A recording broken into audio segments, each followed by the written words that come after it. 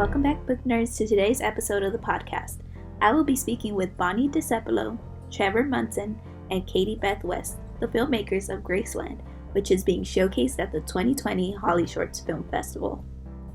GraceLand is the age-old story of a mom and her daughter who claims to be the king of rock and roll, Elvis Presley. So without any further delay, let's jump into the podcast.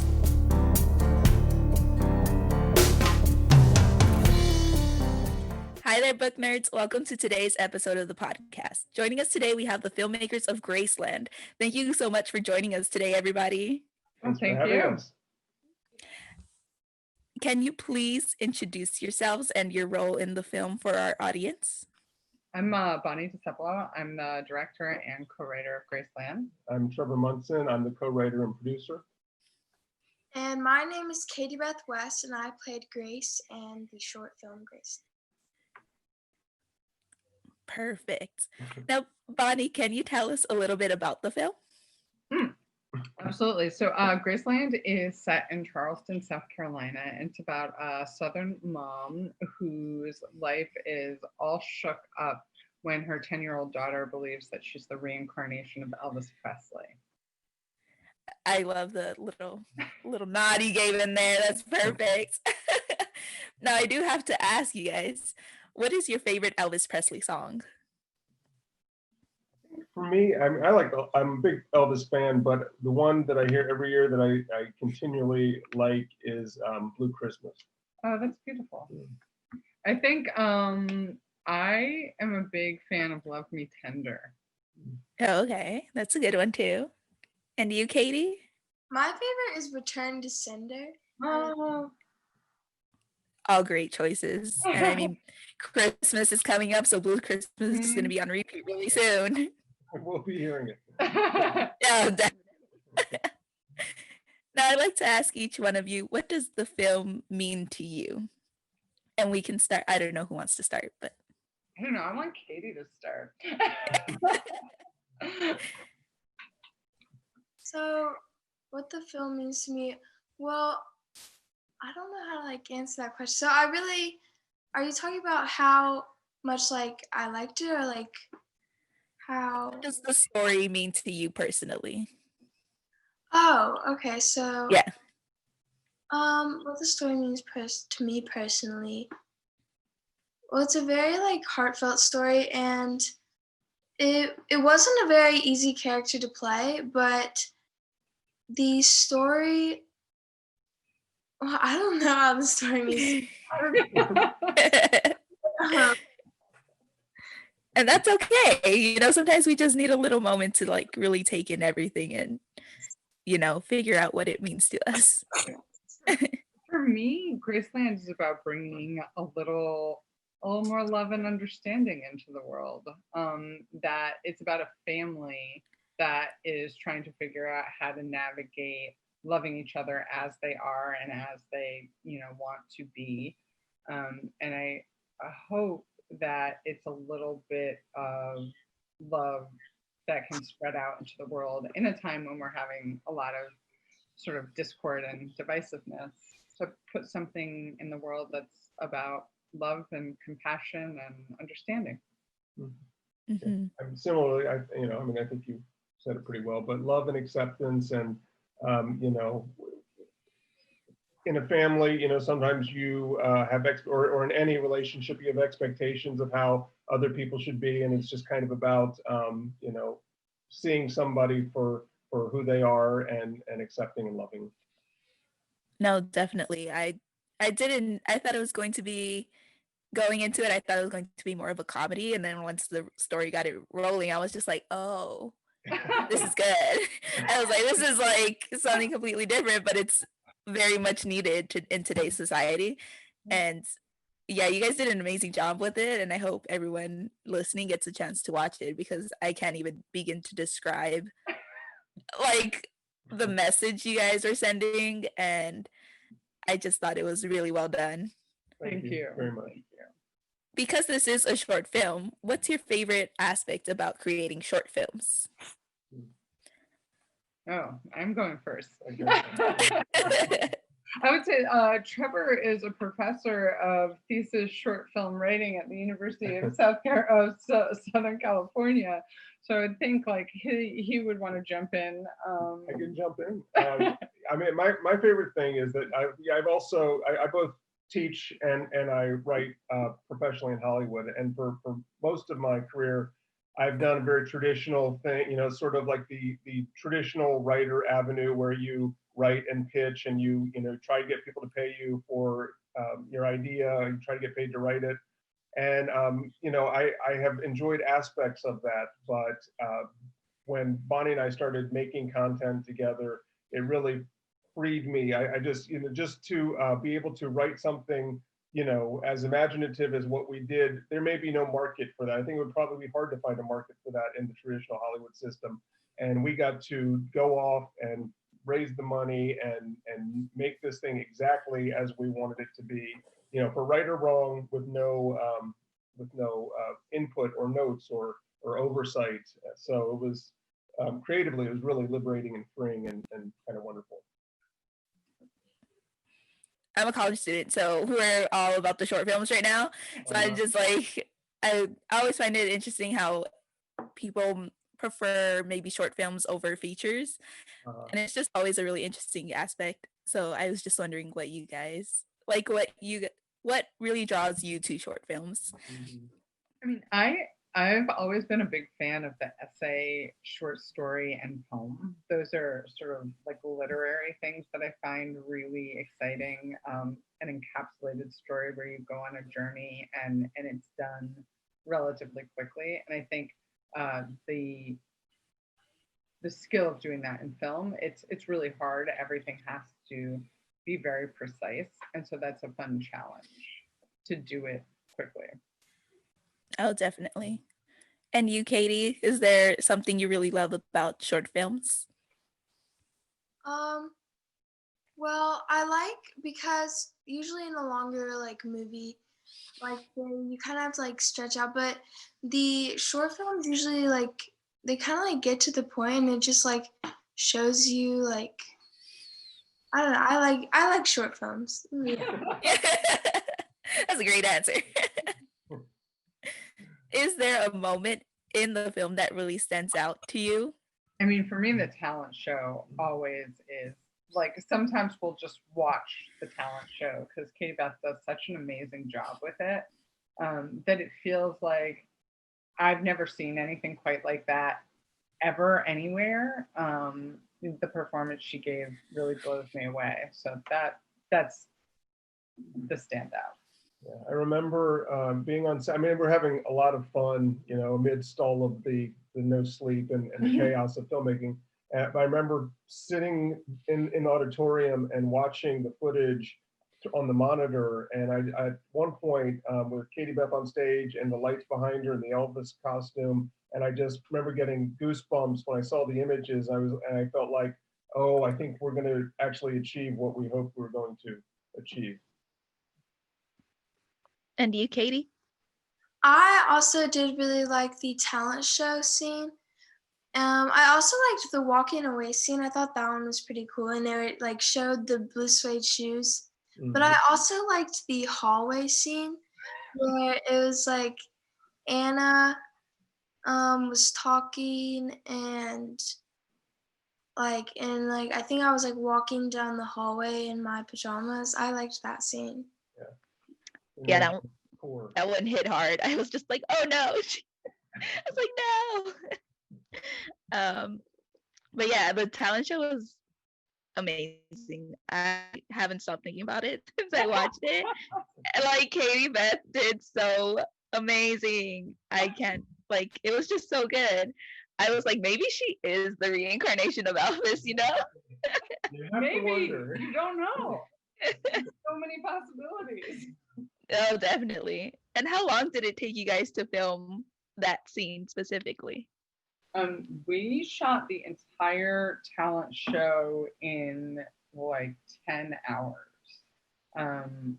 There was a whole other scene that we shot after that. So that was just, I think, the first day of shooting? Was that the first day of shooting? It was the second day of shooting. So we shot that on a Sunday, and extras came and volunteered to come sit in the audience, and Katie Beth just sang and danced for I don't know, I want to say you were just on stage for 3 hours straight. Is that right? Yes, ma'am. How hot did you get, Katie? I mean, with all those lights and the costume? Oh, I was sweating a lot. Oh yeah, I can only imagine.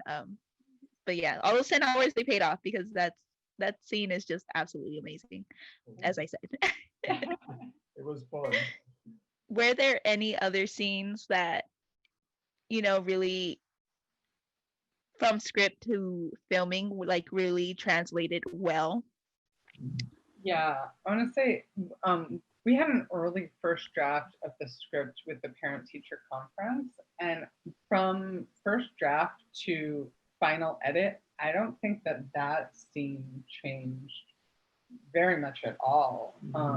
It was one of those things where it was like a central idea that we had that, made it to the end. The actors did a great job with it. The filmmaking we were happy with, and it sort of like lives as its own whole scene without much adjustment. And sort of encapsulates and sets up everything that's to follow. So I mean, for us it was a fun scene to write and a fun scene to bring to life. How long did it take you guys to create the screenplay? Like from draft to final draft? It's interesting. I think we started talking about it in February of 2018. And then we were shooting by December. So it was relatively quick as far as scripts go. Yeah. I mean, it went from Bonnie actually had the idea, and us sort of spitballing it, talking about what it, like from the kernel of the idea to what you might actually see, in the script. And I mean, it really happened quickly. We had a draft very quickly, and one that we liked, and I think we entered that in the Indie Grits or Indie Grants competition, and it was, the final product is very close to what we originally wrote. No, it's awesome. I concur. How long, like, was it a one take thing with Katie, Beth, and the what is it, the shoe polish? I couldn't figure out what it was, but she's like putting all this stuff on her hair, and it's just, yeah. I don't know how you remember that, Katie Beth, but I feel like that was probably the most stressful scene. Well, we had one wig that we could destroy, so we had to get it right. And it was the last thing we shot too. It was like 2, 3 in the morning. I don't remember how late it was. No, it wasn't that late. It just felt like that. Yeah. I think it was only like 10 o'clock at night. But felt like 2 or 3 in the morning. We choreographed it. We did a lot of rehearsal. I mean, Katie Beth was great, but we were like live directing. So it was shot without sound so that I could, say like, grab your hair, pull it up, bring the scissors up, and we would rehearse the different points and film the rehearsals up until finally getting to the point where we were going to shoot the haircut and the shoe polish. So it was very stressful. And you, Katie Beth, how was it getting all that shoe polish all over the hair? Well, it got in my fingernails for sure, but I just grabbed it and I just threw it on there as I went. Yeah. You seemed like you were having fun. Yes. In the film, she's serious, but inside, she's like laughing about it. Were there any other like fun moments you guys had while filming? Gosh, I mean, I think the whole process of filming was fun for us. We were getting to, I mean, so like Trevor was saying, shepherding something forward often requires a lot of compromise, and you're making concessions in order to get something to happen. In the case of GraceLand, we basically got everything that we wanted. And so it was going to South Carolina, working with Beth, who was incredible. And then it was populated with our friends. So Anna Camp is my best friend from childhood. Monique Coleman, who plays Miss Snell, also like dear friend who I've been friends with since I was a kid. Our whole team was comprised of people that we know and love. Stephen Moffat, our producer, has worked with us on a bunch of films, and he's wonderful.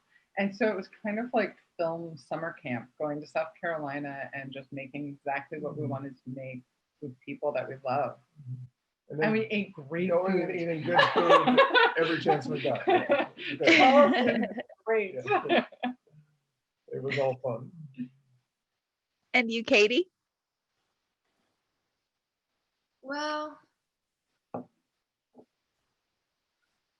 wait, so what was like the most like fun like part like outside of like shooting the short film, or like during like the short film? Either one. Just what was your favorite part about being a part of the whole project?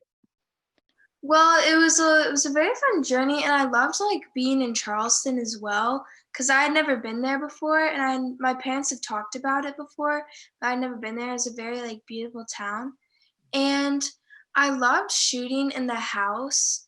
The house was gorgeous, like inside and out, and the cast was amazing, and the crew.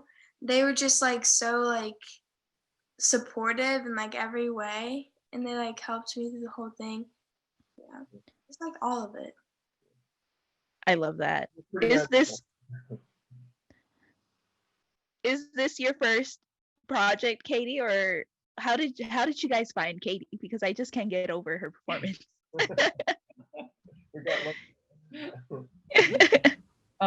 So we did a nationwide casting call. We had casting directors Christine Scowley and Beth Nelson, who do Disney and Nickelodeon, and they really know the sort of full crop of kid actors in the world. And Katie Beth came to them. She put herself on tape, and we saw the tape, and we're like, "That's who we want." We did a Zoom, and yeah, Katie was just the best. I remember that. Did you have a good feeling about it, Katie, when you auditioned? Well, I wasn't certain at first because, well, actually, I didn't have like, I was pretty certain that I did not get it because it was like right before Thanksgiving break, and like no one had like called or texted. Like, welcome to Hollywood.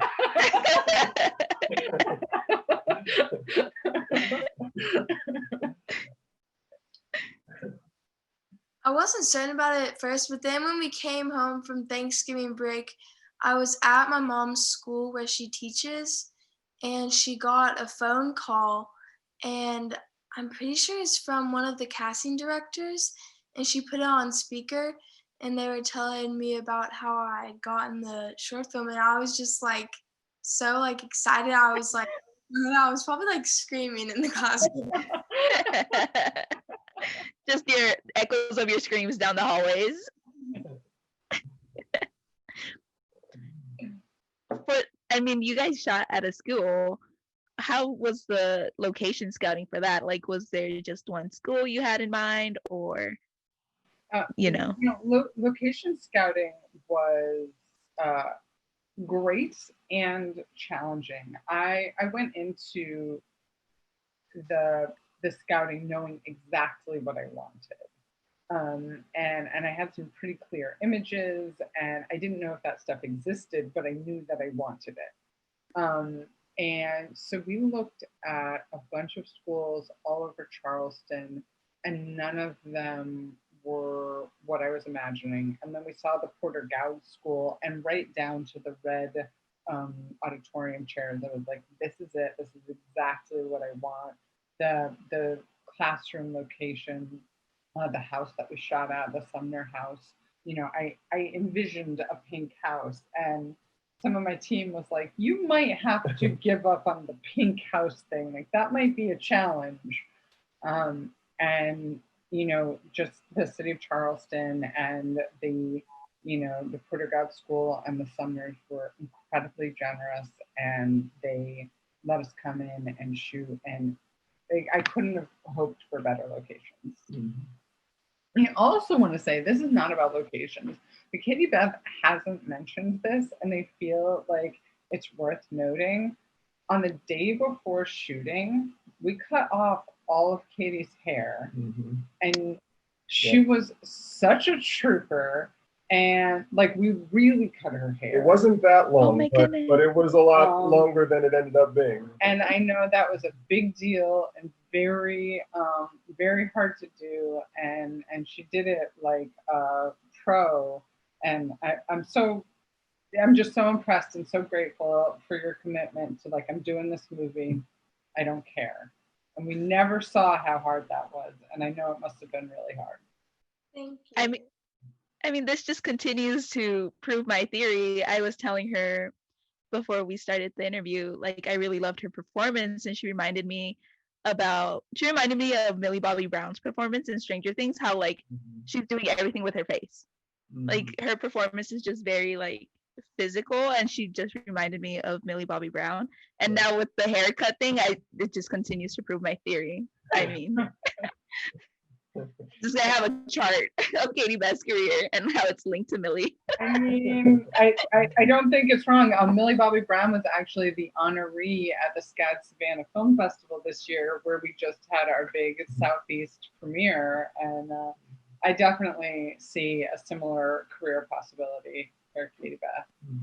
No, definitely. And I told her I'm wishing her all the best luck, and I can't wait to see the future project she's involved in. What's next? Yeah. So how are you feeling about the virtual film festivals? You know, it's good and it's bad.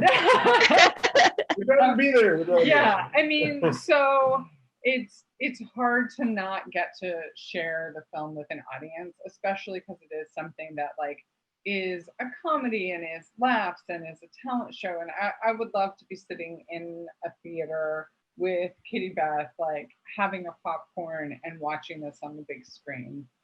But barring that, this is a great second choice, and it's very cool that we all get to be together. And like, you know, Katie Beth's in school in Tennessee, so she probably wouldn't be able to come to all of these festivals. So it is very cool that we're getting to do this virtually and all participate. This way we get to do all of them, and maybe we'll get to share them with a greater audience because people can join from anywhere. So. No, that's very true. And like, the more I think about it, I kind of wish I've been recording my reactions to these like short films and like just start a YouTube channel or something. I don't know, but I saw on HollyShorts today that they're going to do some drive-in screenings, and I got so excited that I almost texted Daniel myself, and I was like, slow your roll, Bonnie. Like, you'll get notifications about what's happening. Like, HollyShorts will keep you in the know. But just the fact that they were going to do any live screenings, I was like, this is the most exciting thing that's ever happened. I know, we're like all used to just streaming at this point. It's insane. An opportunity to go out of the house seems seems amazing. Oh no, definitely. Like, just any drive-through, and it's just like, I'm looking. What's going on? Were there any like mishaps while filming where it's just like you kind of planned something to go one way and it just like changed completely? Yes, there was a huge mishap, actually. So we originally wrote the script to feature songs of Elvis Presley, including Jailhouse Rock. That was what Elvis was supposed to perform at the talent show. And after we were in pre-production, after we had cast Katie, like after everything was set to happen, we learned that the Elvis Presley estate was not going to give us the rights to any Elvis music. Zero Elvis music. No Elvis music. So it's a little problem. We had to get very, very, very creative in solving that problem, which involved finding out which songs were not owned by the Elvis Presley estate, and we came up with Blue Suede Shoes and Amazing Grace. Amazing Grace is a public domain song, and Blue Suede Shoes is owned by Carl Perkins and Sun Records. So then we had to recreate the music, hire this singer out of Austin, Texas named Lance Lipinski, and he had to mimic Elvis and send us back those voice tracks. And then Barry Neely, our music supervisor, recreated all of Blue Suede Shoes to sound as if Elvis was doing it. And then we had to change the song that Katie Beth would perform in the talent show. There's actually and no create Elvis that as music. well. Yeah, there's zero Elvis music in the movie. No, that's insane. Like, I know music is always a really tricky topic. So, I mean, you need Elvis music in an Elvis. And just for them to go like, important. Well, actually, there was a Sundance movie a couple of years ago called Blue Christmas, and they used Elvis's Blue Christmas, and I was like, oh, great! Like, I talked to the filmmaker, I asked her how she did it, and she was like, yeah, I just wrote to the Elvis Presley estate, I got the festival rights, it cost this much money. I was like, we're fine. This is easy. It was not easy. It was very not easy. Concerning. Yeah. There was a moment where we're like, well, I guess we can't make the movie. And I was like, yes, we can. I'll figure it out. No, thank goodness you guys did, because it is an amazing film. And I mean, it would have been fun to see Katie perform Jailhouse Rock, but Blue Suede Shoes was also a great choice. Yeah. And I mean the only choice at this point, but you know. There weren't a lot of options. She could sing Rocket 88 maybe, but I don't think that's as iconic. Yeah. Do you have any advice for aspiring filmmakers, and for Katie Beth, like if you have any advice for other kids who want to go into acting? That's fun. So I started as an actor, and in 2013 we started making films together. And what surprised me is I had been waiting for people to say yes, and just realizing that we can write something and go out and shoot it, and it doesn't have to be complicated, it doesn't have to be expensive. Yes, GraceLand was, but our previous things weren't. And I learned that it snowballs. So even if you just make a 2-minute video with your phone, then the next one you've learned how to edit, you've learned how to shoot, you've learned some lighting techniques, that it really builds. So just start making things is the best advice. It's very empowering. And you hear it over and over, but I think it's worth restating that just making your own content and then finding places to share it is something that generates its own interest, its own audience, and new avenues to explore creatively. No, definitely. And I mean, especially now with all these social media platforms, just like put it out there. You never know. You never know what might hit. And Katie, do you have any advice for other kids who want to join the acting world? Or Yes, always fine. Like never give up, because like I've been like auditioning for things since I was about like 7 years old. Maybe I was like 8 or 9, but like I just like kept trying, and there would always come times where I was like, I haven't been getting anything lately. I mean, I might as well just like stick to like, because I used to play like softball, so I was like, maybe I'll just start doing softball again. But like you always like, you just have to like keep trying, because eventually you're going to get something if you just keep putting yourself out there, and like you have to like make these connections with people.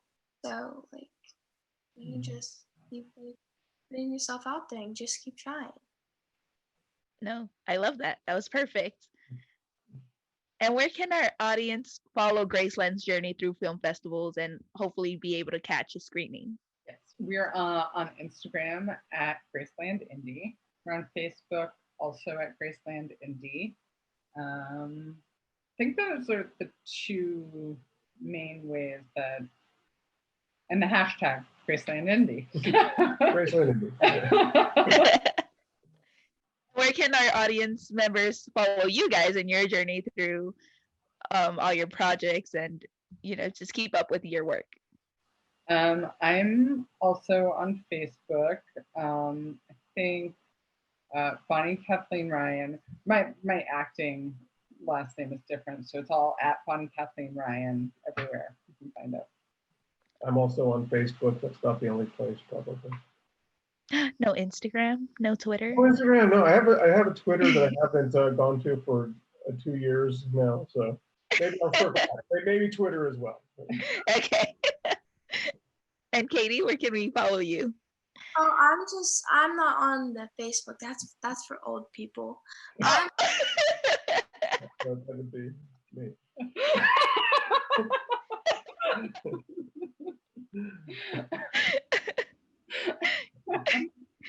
Katie is truly Gen Z. What's your TikTok? Is that what it, yeah, TikTok. It's katie.b.w. Make sure to follow and like all of my videos. Yeah. Hold up. Let me grab my phone really fast and follow you right now. When can we expect a new one? Oh, I was in the making of one. Just Oh, yeah? like, yes. We interrupted your TikTok production. It's at k.b.w. katie.b.w. kt.b.w. Gotcha. I'm like trying to pull her up right here. That's the real question. Where can we find you on TikTok? That's where it's at. But I'm also on Instagram at just Katie Beth West. Okay, Also perfect. for old people though. Oh no, Instagram is for the young people. I was gonna say no, I think it's for everyone, but Katie has other opinions. Get with it. No, I mean Instagram right now is especially hard with the new algorithm, so I don't blame you guys for not being very active on Instagram. So it's changed. Yeah. Well, thank you guys so much for joining me today. I had lots of fun talking to you about GraceLand, and I hope our audience is able to check it out at some point. HollyShorts, November 11th, 7:30 p.m. Yes.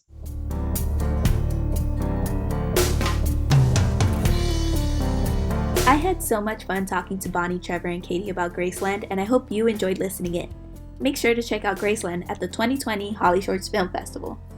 That's all for now. Take it home for us, GraceLand team. Hi, I'm Bonnie. I'm the director of GraceLand. I'm Trevor. I'm the co-writer and producer.